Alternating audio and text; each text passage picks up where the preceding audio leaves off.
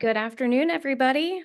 Welcome. I'm Allison Kushner. I am the Director of the Disability Equity Office. And on behalf of the entire DEO team, thank you so much for being here online and in the room to kick off our month-long series of events celebrating National Disability Employment Awareness Month and Disability Community Month. We hope you'll join us for many of our other NDEAM events throughout the month as well. Just a reminder that ASL and CART are available online and in the room. And a special thanks to our ASL and CART providers for making this event accessible. We'll also have time after our keynote for questions, both online and in the room as well. And now I have the privilege to introduce a great supporter of our office and disability inclusion across the university, Provost Lori McCulley, for opening remarks and to introduce our keynote speaker, Liza Sylvestre.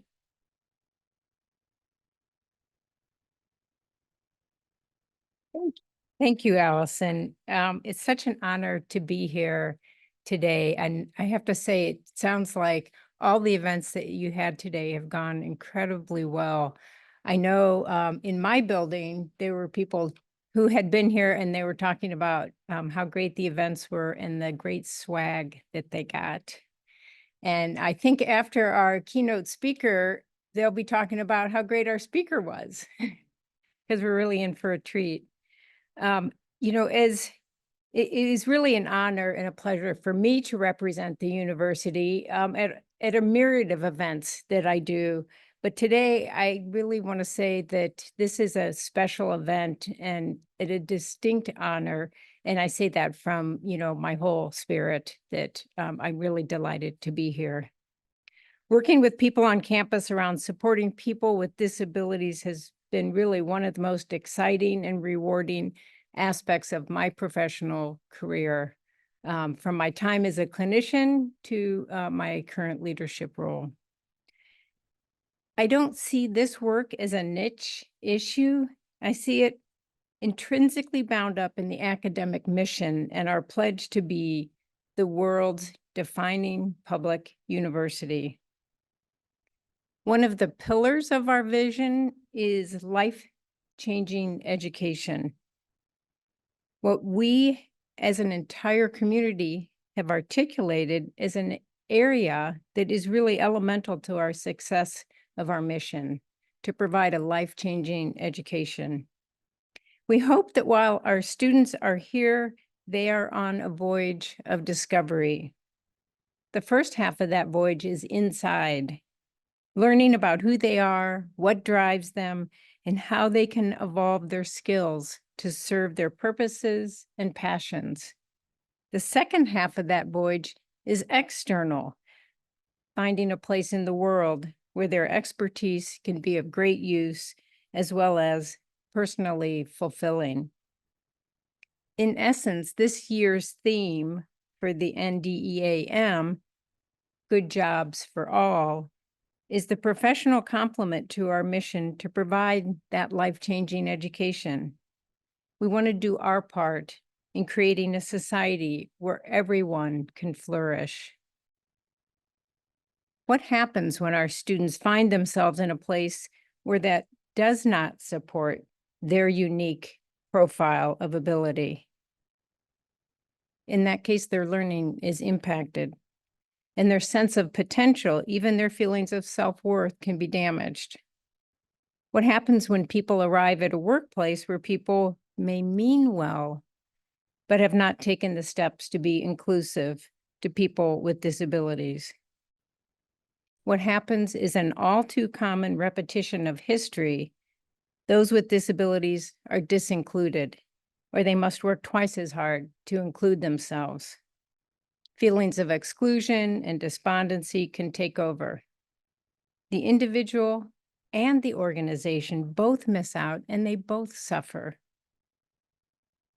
The wonderful news is that this scenario is something we can prevent and improve through awareness, compassion, and effort. Whether we personally have a disability or not, and as we know, many are invisible, we can amplify the voices of those who have encountered roadblocks because of their disability. We can acquaint ourselves with the robust scholarship emerging around how people with disabilities can flourish in the workplace. Those of us in leadership positions can stand up and say, this matters. Not only to the university or to the department, but this matters to me. And we can do better. And I do say that this matters to me and we can do better. And we can gather on days like today to explore, share in community, and grow the collective power of our voices. I'm so thankful to be part of that effort today and to be able to listen to our keynote speaker. Speaking of community, I'd like to thank some crucial members of the team behind today's event. My gratitude to Allison Kushner, Director of Disability Equity and ADA Coordinator. I'd like to thank the NDEAM Planning Committee, the Disability Equity Office, and Tammy Strickman, Special Advisor to the President and Executive Director of Equity, Civil Rights, and Title IX. Thank you all so much for making this necessary work visible and invigorating. And thanks to all of you, whether you're here in the room or participating virtually. Because you're here, I know you care, and that's really important. Now it's my pleasure to welcome our keynote speaker, Liza Sylvestre. Liza is a transdisciplinary artist and research assistant professor within the College of Fine and Applied Arts at the University of Illinois, Urbana, Champaign. She's the second professor today that I have interacted with from the University of Illinois, Urbana, Champaign. At Illinois, she has co-founded the initiative Cripistemology and the Arts. Her work has been exhibited internationally at venues including the United States galleries such as Plain Arts Museum, Weizmann Art Museum, and the Whitney Museum of American Art in New York City. She's also exhibited work abroad, including at ARGOS in Brussels, Frankfurt's MMK, and MIT List Visual Arts Center in Cambridge. She has received a huge number of accolades for her work. She's been the recipient of both an Artists Initiative and an Arts Learning Grant from the Minnesota State Arts Board, a fellowship through Artists on the Verge, a VSA Jerome Emerging Artist Grant, an Artworks Grant from the NEA, and a fellowship from the Kate Neal Kinley Foundation. She was a 2021 Joan Mitchell Fellow and a 2022 Lewis Comfort Tiffany Foundation Fellow. She's been Artist in Residence at the Weizmann Art Museum and the Center for Applied and Translational Sensory Science. In 2019, she received a Citizens Advocate Award from the Minnesota Commission of the Deaf, Deafblind, and Hard of Hearing. Sylvestre's work has been written about in numerous publications and books, including Art in America, Moose Magazine, Ocula Magazine, Art Monthly, SciArt Magazine, and others. We are in for a distinct treat today. Please join me in welcoming Professor Liza Sylvestre. Thank you so much.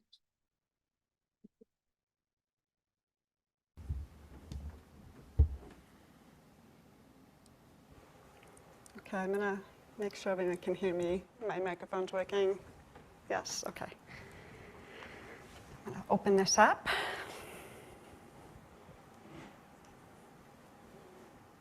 I'm so happy to be here. Thank you for having me. Allison, thank you for inviting me. My name is Liza Sylvestre, and I'm a femme presenting person, white person. I have chin-length brown hair. Today I'm wearing dark, thick-rimmed glasses and a warm-colored top that reminds me of acorns in fall. and a dark green skirt and some dark shoes. I'm an artist and the co-founder of Cripistemology and the Arts, a creative and experimental transdisciplinary research lab at the University of Illinois, Urbana, Champaign, where I'm a research professor within the College of Fine and Applied Arts. I'm really grateful to be here with all of you. It's my first time in Ann Arbor, so I've been enjoying walking around. And really grateful to those of you joining virtually as well. Today I'm going to speak a bit about my experience as an artist with a disability and how that has informed some of my professional choices, and also how it has shaped the collaborative institutional project that I work on with Professor Christopher Robert Jones. I will give brief visual descriptions of my slides as we move through them, and I'll do my best to spell out names for our interpreters. I came to art because it was a language that I understood. I could imagine things I wanted to create, and I could think deeply about what I wanted to say, and then I could simply set out to make those ideas come to life. It was a language that felt straightforward and unhindered when compared to my experience of verbal communication as a deaf person, which felt tiresome, unreliable, and difficult.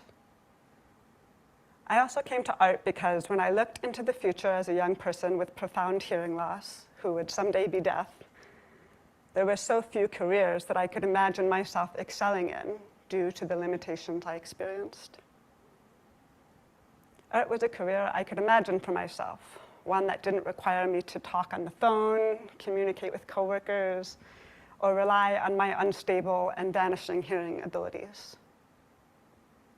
I loved the freedom and solitude and discovery that I imagined when I thought about myself as an artist. I started out as a painter. There was a lot to explore during my long hours in the studio, and I developed a system of communicating with my materials that I understood.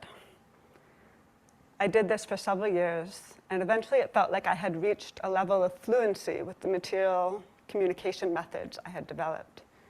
And I wanted to turn my attention to exploring how I fit into the world. As a deaf person, I can conceptualize that there are things that are specific to my experience, things I don't hear, or facts that I don't know, jokes I don't understand, or words I'm unable to pronounce correctly. But I don't necessarily detect these distinctions until they are brought to my attention. I don't mishear or misunderstand things in my solitude. I must exist within the systems we have created in the world for my deafness to materialize as slippages and gaps, isolation and inaccess. In my studio, I became interested in putting metrics to what I didn't understand or couldn't hear. How could I measure something I didn't have access to? Or how could I measure loss? One of the first works I created that explored this was a series of drawings that I call my interference drawings. And on the screen here, you can see a piece of paper that is pinned to the wall. The title is called Interference 11/4/2016. It's 24 inches by 36 inches, and it's part of an ongoing series, but this one started in 2016. And you can see a lot of sort of texture on this cream-colored paper. There are actually maybe words. It's hard to tell. Let me go to the next slide. And you can see a close-up here.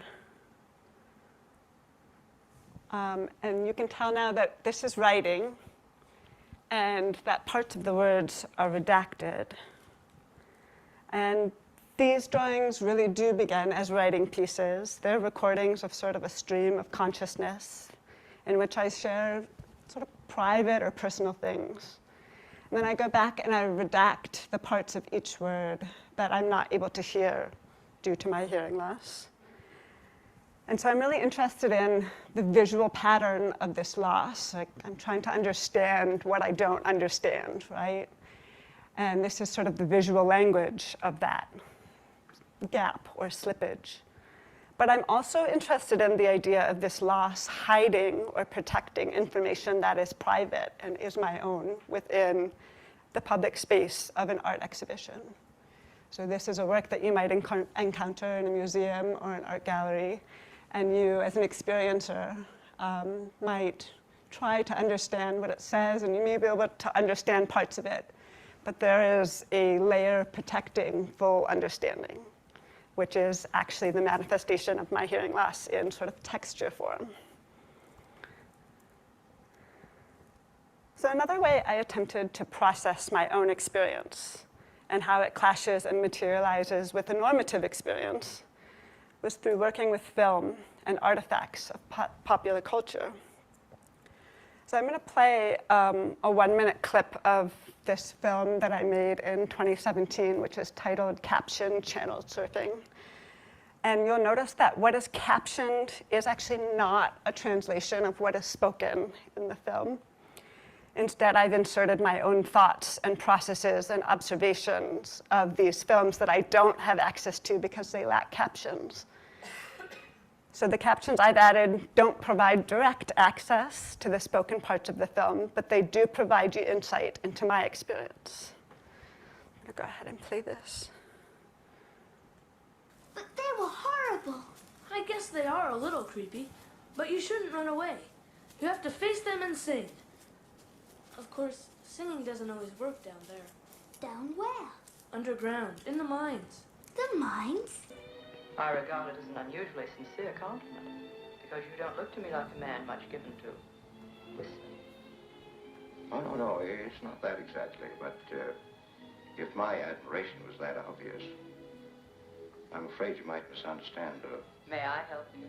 Could you? Okay, go ahead, I'm ready. All right, the Old North Road. You're kidding. You don't strike me as the shy type.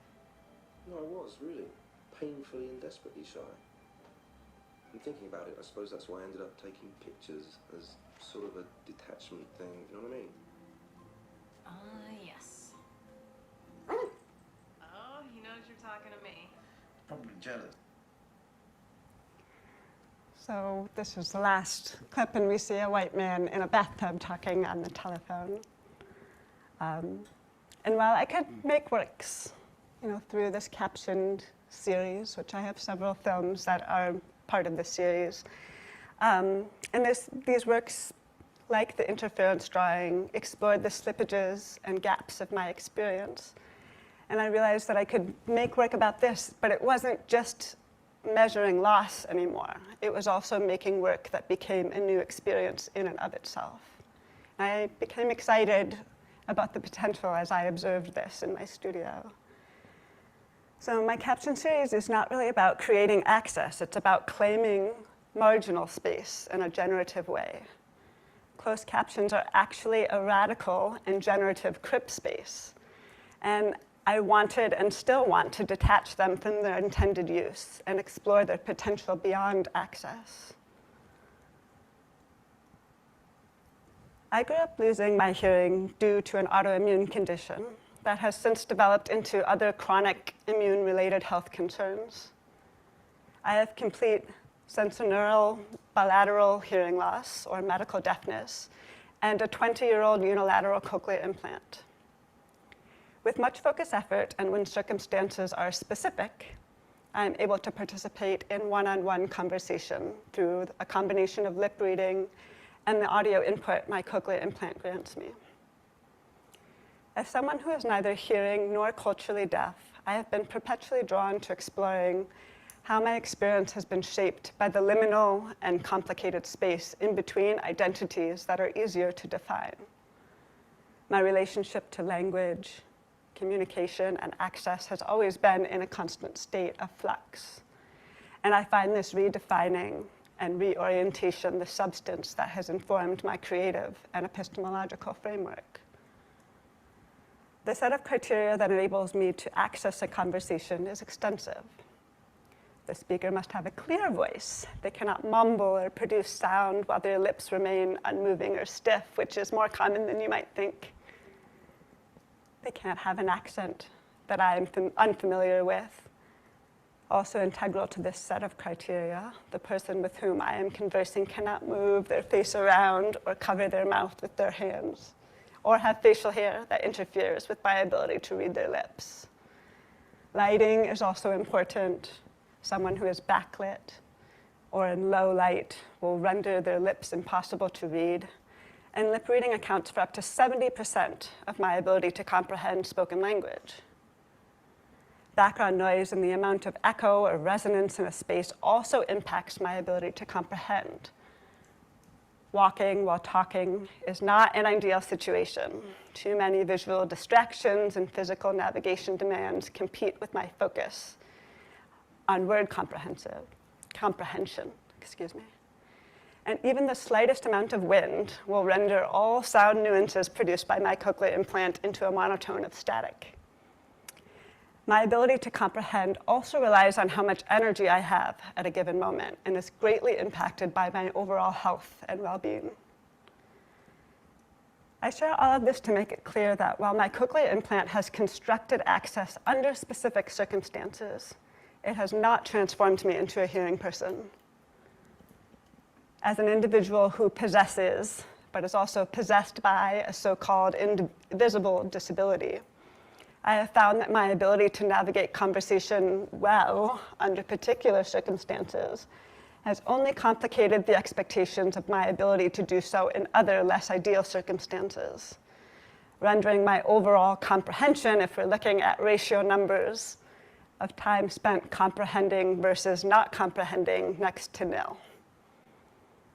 Despite those heartstring-pulling videos that circulate the media, that depict the emotionally charged scenes of cochlear implant activations that are often taglines something like, "Women receives cochlear implant and marriage proposal," they falsely suggest that cochlear implants cure hearing loss. I have found navigating the world through my cochlear implant to be a daunting, exhausting, and often confusing task that has required me to continuously adapt to ever-changing circumstances.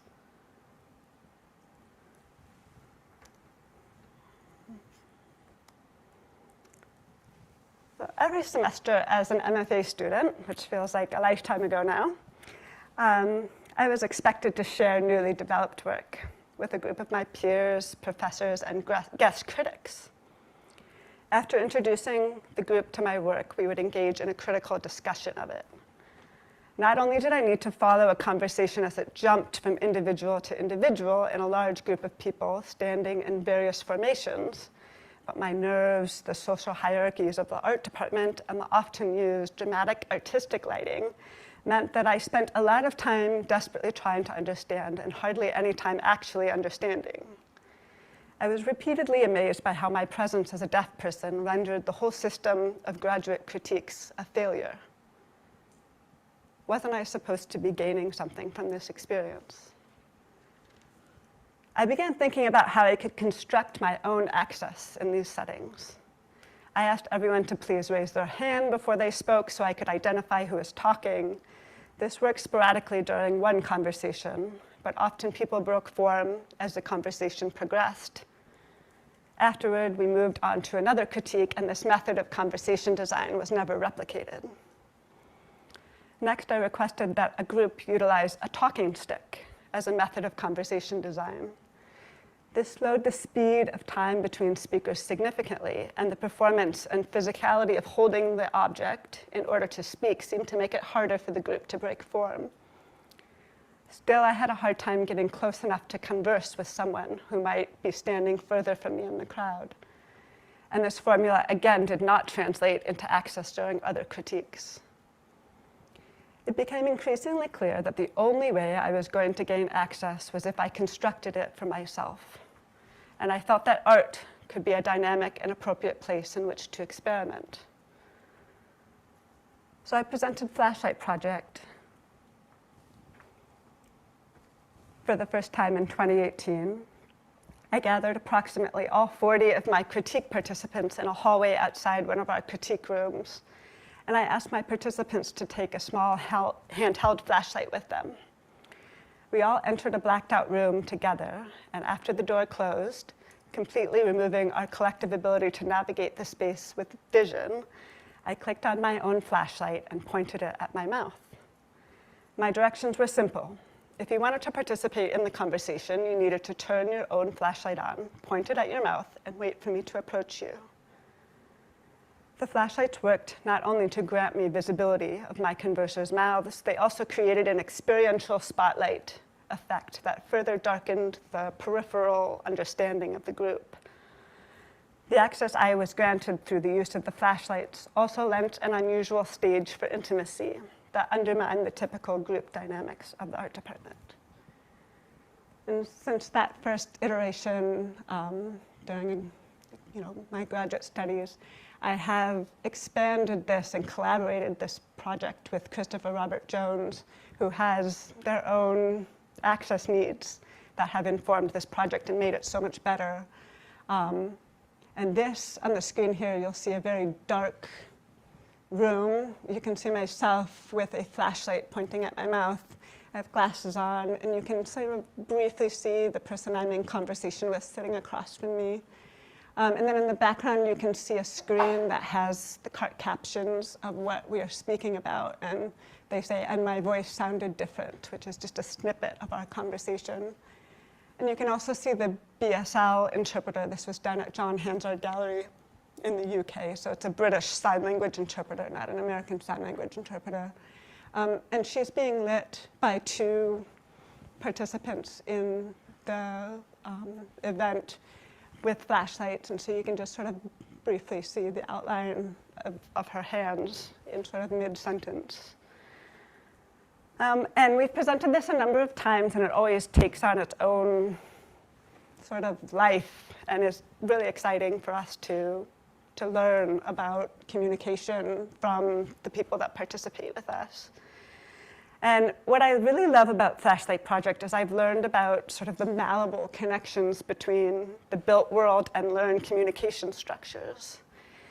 I feel like if I can change how we talk, and that changes what we talk about, there's something really exciting there. And it makes me wonder what else is possible and what else should change. I'll share one more example of Flashlight Project that we did last year with the Weissman Art Museum. And this one was over Zoom.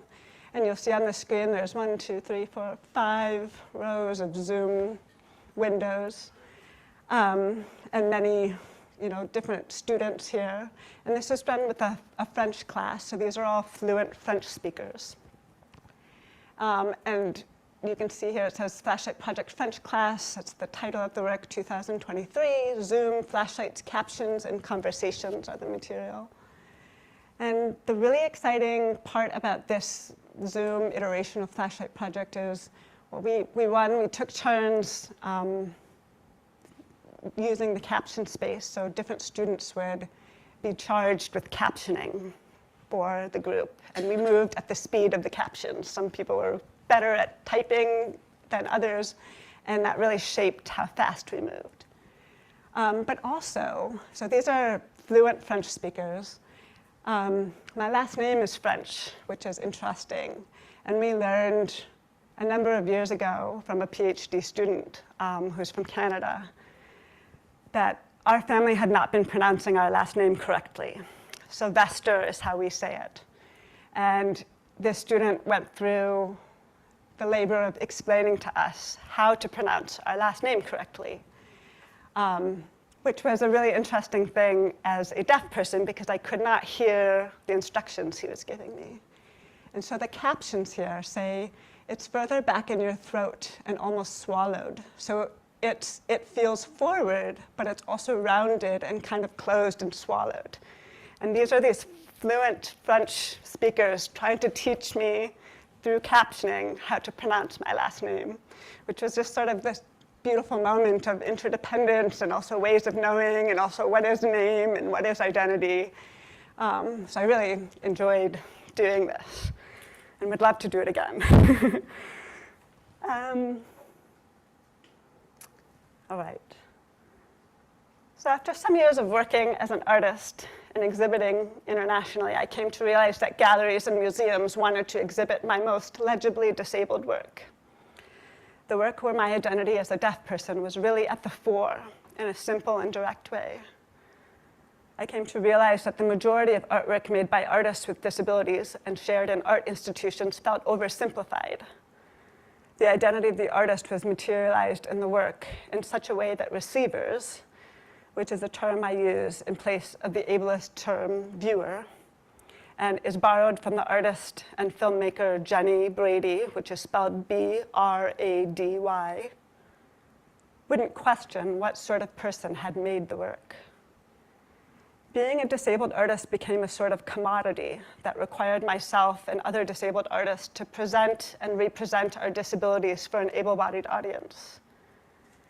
This dynamic presented itself over and over at exhibitions in the US and abroad, and always I left feeling like artists with disabilities were being objectified by and for an art world that didn't really understand them. I started to feel like artists with disabilities were actually mobilizing an oversimplification of their own experience. And their experience and ways of being and knowing were actually being used to create a binary between themselves and an able-bodied audience. In response to this, in 2022, I had the privilege of creating work for a solo show at John Hansard Gallery in Southampton, UK. And my intention was to make work that was of disability, but not necessarily about disability. I wanted to use the methodologies I had learned as a deaf person and channel artwork through them. But I wanted to resist simplification and directness. I wanted to sidestep any binaries I felt pressured to participate in and make work that explored communication, language, interdependence, and familial structures. The show is called A Sweet Sea, which you can see here on the slide, and it's all one word, A-S-W-E-E-T-S-E-A. And it was made in 2022, and the material listed here is video captions and narration. And this film was 12 minutes and 51 seconds. And you can see on the screen here, there's a little white cartoon girl who's actually a mermaid. And she has very blonde hair, and this is sort of a screen still from between frames, and so there's sort of snake-like, I would say, underwater greenery covering her, but it's very sheer. And then at the bottom, you can see white captioning that says, "Just halves a fishtail." So through this show, I really wanted to explore what it means to communicate. In my family, I am the only deaf person. I have a partner who is hearing, and we raised 2 hearing children together, an 8-year-old and a 7-month-old.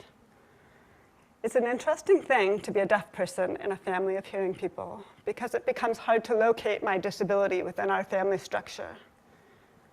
Do I remain disabled when my family adapts the communication methods so I have access? Are my children and partner disabled when they participate in communication this way? Are we a disabled family? What is learned and unlearned? What does hearing mean? What does deafness mean? Where do these things begin and end? I'd like to think that A Sweet Sea, this exhibition, investigates the complicated edges of these distinctions and further unravels them. So this film came about because I collaborated with my then 6-year-old to reimagine an animated cartoon from my own childhood. So this is actually an artifact from my childhood. It was a film called Sweet Sea that came into the world in 1985. And at that time, I had very different sensory makeup. They discovered I was losing my hearing when I was 6, and it was just in the highest registers at that time before creeping its way over to speech in the lower registers. And so when I think about this film, and when I remember it, it's sort of steeped in a sensory understanding and memory that I don't have access to anymore. So I was really interested in sort of reaching back across not only time, but also now I'm a parent and I'm deaf, but I'm in charge of teaching language and communication to these little hearing kids. And what does that mean? So I had my 6-year-old watch the film, and then retell it to me in their childlike way. And then what I did is I took the original film and I chopped it up to exactly fit their description of the film. And so this created an entirely new and strange film in the process. I'm not going to play you a clip because I'm conscious of the time ticking by as I talk here, but I'll say that my favorite moments in the film are my child's mispronunciations, misgenderings, and the way that image descriptions, which are such an important access need for those that are blind or low vision, are a natural element of their storytelling. Through making this work, I became aware of the structures and rules and conditioning that my then 6-year-old were on the edge of sort of being swallowed up by. So their communication and storytelling existed in that liminal childhood space of unhindered language and communication. Okay, so the last project I'm going to share with you before I shift gears and start talking a bit about the work I do at the University of Illinois Urbana Champaign is titled the Blue Description Project, or BDP. And this is an audio description and captioning project that myself, Christopher Robert Jones, and Sarah Hayden, a professor in English and visual culture at the University of Southampton, created together. And BDP engages Derek Jarman, which is spelled D-E-R-E-K, J-A-R-M-A-N. So Derek Jarman made a film in 1993 called Blue. And Blue Description Project takes up this original film via expanded and critical accessibility. So Derek Jarman was a British artist, filmmaker, gardener, and author who was openly gay and HIV positive in a time and culture that rejected and had consequence for those ways of being. In 1994, Jarman published a book titled Chroma. And in that book, there's a quote that inspired BDP. He wrote, "If I have overlooked something you hold precious, write it in the margin." So we really took up this invitation with this project and created an experimental iteration of Blue. And the BDP iteration features creative captions and audio descriptions that have been sourced from numerous contributors. I'm going to play you a 2-minute clip of BDP, and you'll notice that there's 3 different caption tracks and they're 3 different colors. The white captions translate the audio of the original film. The yellow captions translate the audio descriptions that were created and contributed to by many individuals. Each one starts with a blue and then the description. And the blue captions and the brackets translate the creative sound description of the original film. So you can't actually see a still of the image here, but you'll know what I'm talking about as soon as I press play. The film Blue is essentially a single shot of Yves Klein blue, which is a very distinct color and sort of famous in the art world.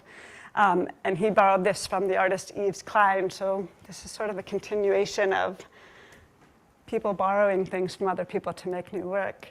But Jarman made this film. It's the last film he made before he died of HIV complications. And he lost his vision as he was making this film. And it was actually not just a film, it was also a book, it was also a radio podcast. It was very, it existed in multiple formats, which is a very Crip-friendly way of working and making work in the world. So I'm going to go ahead and just play the clip, and we'll go from there. A blue vein, tearful, sore, staggering.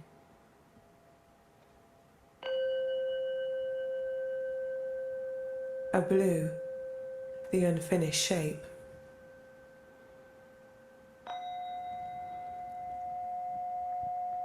A blue glow that hums silently.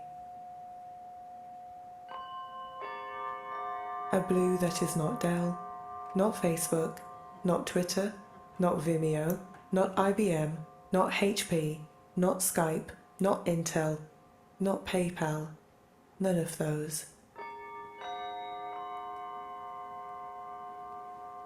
A blue rarely found in nature, and thus treasured when it is found.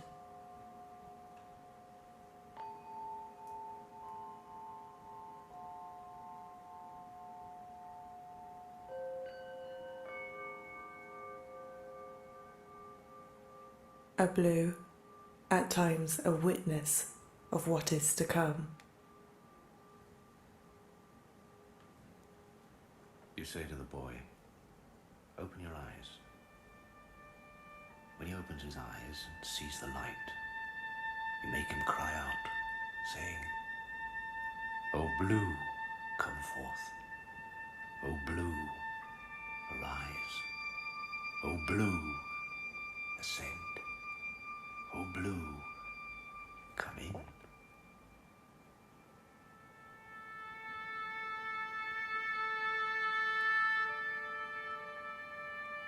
A blue, familiar from accessibility signage.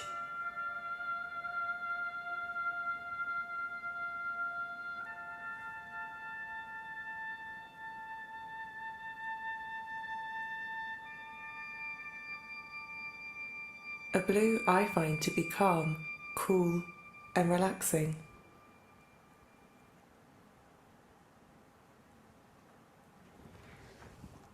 So again, the yellow captions are the audio descriptions. So that's a term that's used for translating what is seen, the visuals, into text or speech for people with vision loss or blindness to experience what those of us see.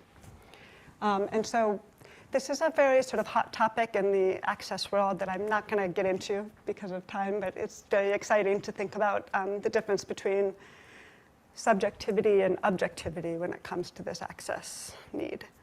And we feel that you can never really achieve a description of blue, even though it's just this single shot of Eve's kind blue for an hour and 20 minutes and 55 seconds. And so we attempted collectively, with many people being invited to try to achieve description, but I don't feel that we'll ever actually achieve it. And this is a collaborative project that I'm so proud of, in part because it takes up that marginal space that is typically reserved for access, and it tips the scales of its presence and importance within a work. BDP moves in and around the original film and opens up a new space. And since February of this year, the film has been shown in a number of places in the US and the UK and Ireland and Scotland. And the conversations about the film have been fascinating because it's not simple to locate where the artwork exists or who the author/artist is. Is the artist Derek Jarman, the original artist? Is the artist the audio describer we worked with, or the amazing cart captioner who created the sound descriptions? Is each person who created a visual description of the original film an artist? Are the teams of ASL and BSL interpreters that perform at the screenings the artists? Are we, Christopher, Sarah, and myself, the artists because we conceived the project and orchestrated it and funded it?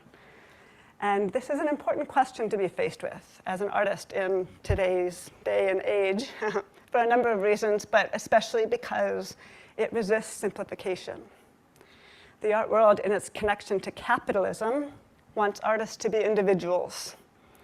And participating in BDP meant that I needed to let go of my idea of what an artist is and what they do and how they participate, and get into this sort of messy and generative shared space of collaboration.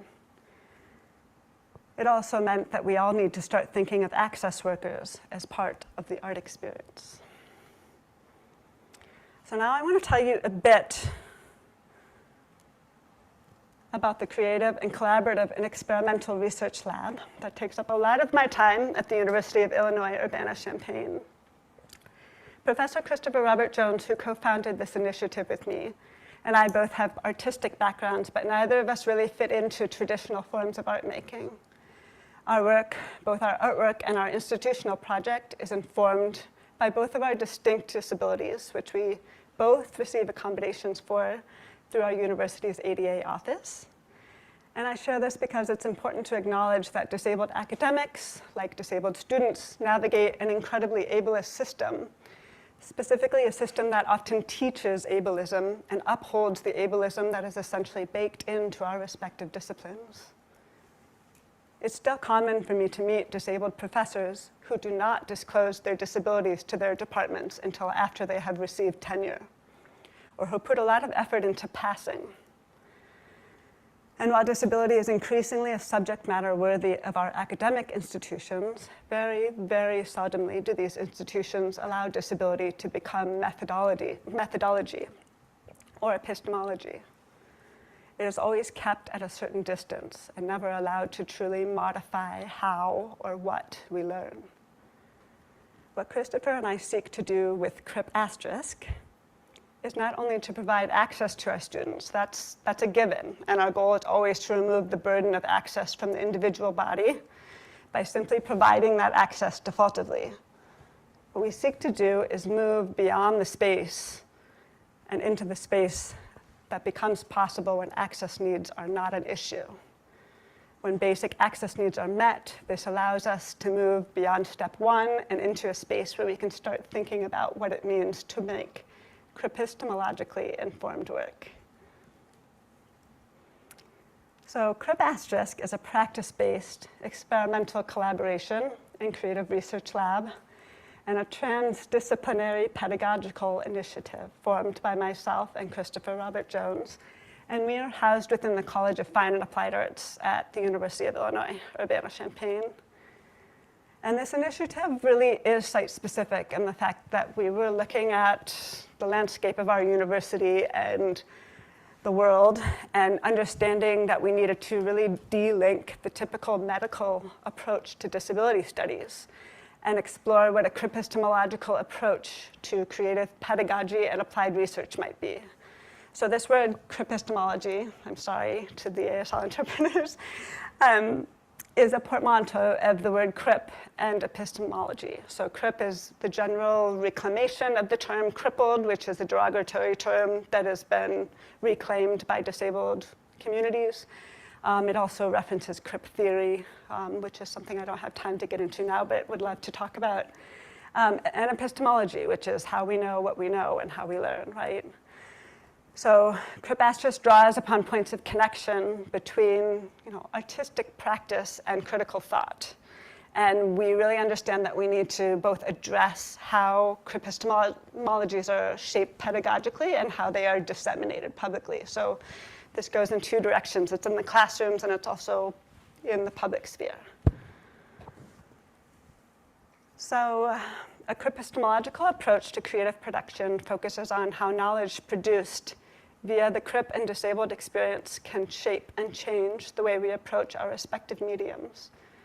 We shift away from essentializing difference and towards strategies that disrupt normative or hierarchical structures and make difference generative. And this is really to challenge the ways in which our creative and interpretive spaces and strategies are really reliant upon ableism. If you look at any of the disciplines within our College of Fine and Applied Arts, there is some level of ableism in the metrics of how we measure excellence in those spaces. So we really move beyond the problem-solving approach to disability in the arts, which is basic ADA compliance, basic accessibility considerations, and acknowledgement of disabled existence, and towards a creative methodology and pedagogical model that utilizes a Crip asterisk framework. And I'm looking at the time here. I'm going to move on to sort of describing some of what we do. So we have this Cripping FAA initiative, which is it's designed to disseminate the principles that we teach and our pedagogical sort of reference and what we're interested in a creative sense, in a pedagogical sense as professors. So this initiative is really designed to disseminate that information through the 7 units in our College of Fine and Applied Arts. So this is studio art, theater, dance, urban and regional planning, architecture. There's some that I'm missing right now, but you get the idea. It's a varied sort of grouping of different artistic units. So how do we get them to care about this, and how do I translate what's relevant to theater, to dance? And the truth is that none of them really directly translate. And so we every year go to these units and we find a professor that is willing to kind of go out on a limb and get excited about creating a new class with us. And so we did this last year with music. And so we've created a graduate level class that now exists within that department and can be retaught. This year we're doing it with studio art. Next year we're doing it with dance and then theater and so on and so forth. And this sort of like relationally driven approach to disseminating what's important to us feels like the best way to drive this sort of slow change and sustainable movement towards what is possible, right? So that's Cripping FAA. We're also working on a Master of Arts in Cripistemology, which we are 3 years from launching. I say that because I understand how much work we have to do. But the idea is to really offer disabled students a chance to remotely complete this Master of Arts in Cripistemology from wherever they are. All of our classes are always offered in both in-person and asynchronous and virtual in-person modes. So there's, that modality is a lot of labor, but also so important for the disabled students that come into our sphere. I'm going to skip ahead because we have not very much time here. I'm going to say one thing about our Cripistas internship program. I'm super proud of what these students have done. This is, since the 1940s, our university has been sort of a national leader in post-secondary education for people with disabilities. We have, sort of a famous, accessible campus, and we have a critical mass of disabled people. There's actually over 3,000 students registered with our disability resources and educational services, and many more that are not registered. But our university lacks a formal disability studies program and cultural programs to support those students with disabilities. So that's where the internship came in, and this is usually taught by a disabled graduate student for disabled undergraduate students, so there's a nice mentorship happening, and they get to sort of build the internship that they want to have. So a couple of semesters ago, they made this really wonderful booklet that was about both gathering instances of ableism that people have experienced on campus, and then also dreaming up what an accessible university might be, or what it might mean to those students. A big part of our program has been bringing visiting artists and scholars who are disabled to campus, and I'm going to just end with a couple of examples because I think they're important to share. Last year we had the amazing Jerome Ellis on campus. Jerome is an Afro-Caribbean, stuttering human who is looking at stuttering and communication as sort of a physical place that people enter together, and the stuttering that he has is called a goito block, which means that rather than repeating parts of words, he's unable to speak for certain amounts of time. So his speech is really interrupted by time. And this becomes the material of his work in a really beautiful way. He's an incredibly talented musician, and he came and collaborated with our School of Music during our co-taught class last year and recorded a whole album. And this is him in our Smith Memorial Hall with a few different instruments, and with Graham Duncan, who's one of the engineers at the School of Music. And please look up Jerome's work, he's wonderful. We also had Carmen Papaya here 2 years ago. So Carmen is an artist from Vancouver and is a non-visual learner. That is the term that he uses for himself. And Carmen came to campus and led us through this really beautiful performance called Blind Field Shuttle. And you see on the screen here sort of a bird's eye view, like looking down from a stairwell.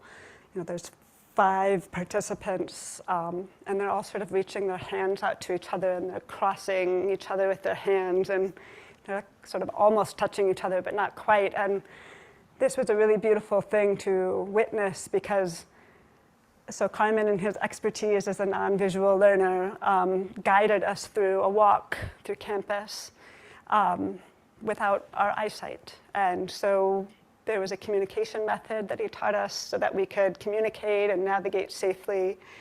And at the beginning, everyone kept sort of breaking form. You know, the person behind you would have their hand on your shoulder and so on and so forth.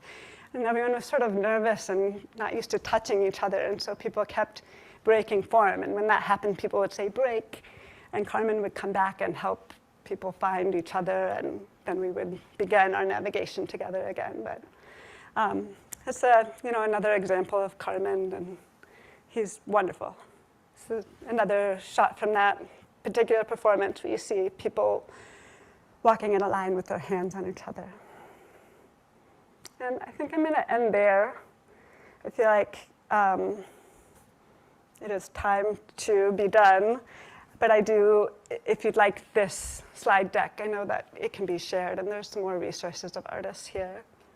So thank you so much. If there's time, I'm happy to answer questions.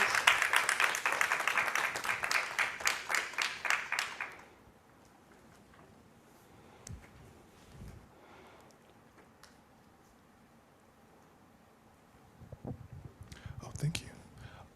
What new projects are you working on currently? What I'm working on, or artists that I'm working with? What new artists I'm working? Both.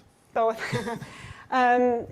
So that's a great question. We have a new project that is going to be part of an edited VOCA journal, which is a really wonderful online magazine. You should look it up. They've got some really great issues. But the term is called little d death asterisk. You see lots of asterisks in my work. I think it's like a hard thing to translate. I'm sorry about that. But and this is really a project that is near and dear to me, specifically because, as I mentioned in my talk, I think a lot of emphasis on maybe like the historical writings thus far have focused on sort of like capital D deaf culture and hearing culture. And little d deafness has been sort of lost in the mix of that. And I think that the project, what I hope for the project is to sort of give room and space and support for that identity to define itself for itself. Because it's always been sort of defined by these other identity distinctions that are nearby but overlap but are not exactly the same thing. So that's one thing, and then that's sort of a video project, and we're sort of understanding like we don't really want to work with gallery systems that much, and so we're wondering how this can kind of be brought into the world in a social practice sort of way. So what does that mean? And who do we work with? And we're also, at the University of Illinois, Urbana, Champaign, I'm sort of finding different people that have deafness in their family in some way. Many of them are parents and they have deaf children, or their brother is deaf, fill in the blank, but there's no real network or system of connection or communication. So we're really interested in what could happen if those people come together in our small community. And then in terms of the artists that we're bringing, that's sort of being determined for the spring, but we are super excited to work with Jerome Ellis again. He recorded a whole record while he was on campus, and we're going to have him come back and keep working with us. And some other artists as well, too. Sarah Brown, who's in Ireland. Evelyn Glennie is going to come back to music, who's a really famous deaf percussionist.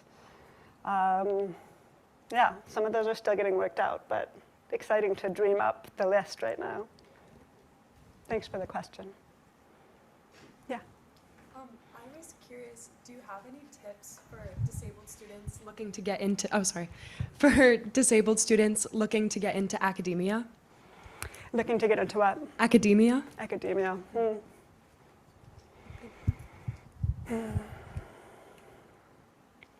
I think that academia needs you. And you also need to tread carefully and protect your space and your time. And you need to go in understanding the structures that are at play. And when you're offered opportunity, you need to make a decision about those opportunities with an awareness of those structures. And don't be afraid to push back. Yeah.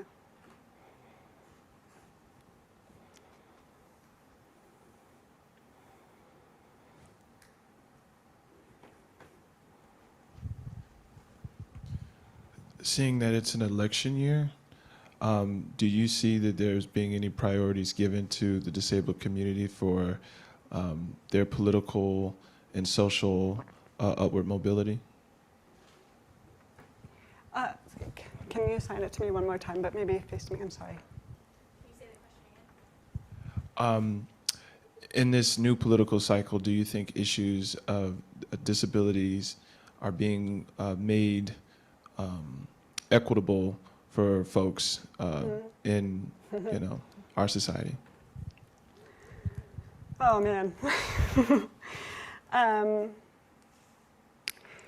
Joseph Grigley, who's a deaf artist that's based in Chicago and has been a mentor of mine, pointed out that I think Joe Biden's acceptance speech was the first time a presidential-elect, I'm probably going to misquote Joseph here, I'm sorry, but the first time a presidential-elect included disability when they were talking about diversity and equity and inclusion as a minority group. Does that mean anything for this year's election? I don't think so.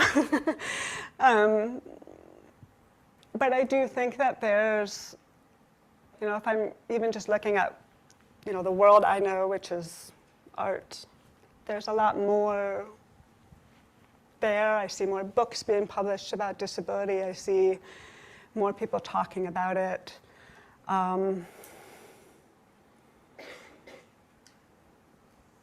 That's a good thing. That's also a dangerous thing, and it also needs to be kept in check, right? It's a very simplified way of saying that. I know that the Trump administration did a lot to halt some of the ADA evolution that was going to spell out what compliance means on the internet. I don't know very much about where that stuff lands legally right now. You should ask Allison Kushner here, who's a lawyer and knows about these things much more than I do. But there's a lot that gets started and stopped, just like anything. And I've not noticed that it's a hot topic for the election this year. Yeah, I feel like I'm not answering your question very well, but yeah. Is there another question? Hi. Is there a place where we can view your projects and other Cripistemology projects from the students online? Yeah, so we have a website through the University of Illinois Urbana-Champaign that talks a bit more about our institutional project. And then I have a personal website that needs to be updated, but there's stuff there. You can email me through either of those websites. And I can maybe make sure Allison has that to share with whoever would like to learn more. How do you engage, kind of going back to what you were saying a little bit about DEI, how do you engage students in conversations about intersectionality? I particularly think, and this is not a criticism at all, but I think particularly about the difficulty with accents and how that is existing in a simultaneous narrative about kind of racism and like white supremacist ideals of like what an ideal accent is and things like that. So I'm curious, either in your own experience or through conversations with students, how you talk about intersectionality as part of DEI with your disability and with disability conceptually. I know that was a double or triple barreled question, but. No, that's a great, important question. And let me see, I'll answer this two ways. So the college that we're in at the University of Illinois, which is a big research university similar to here, we actually had to petition and work with the DEI, the then DEI, now DEIA officer, Rochelle Sennett, who's wonderful, on adding that A to our college's DEI initiative. Which they were one of the last colleges to do so, I believe, in our greater university. And it was interesting to go through that process because it was complicated. It wasn't just straightforward as all things are.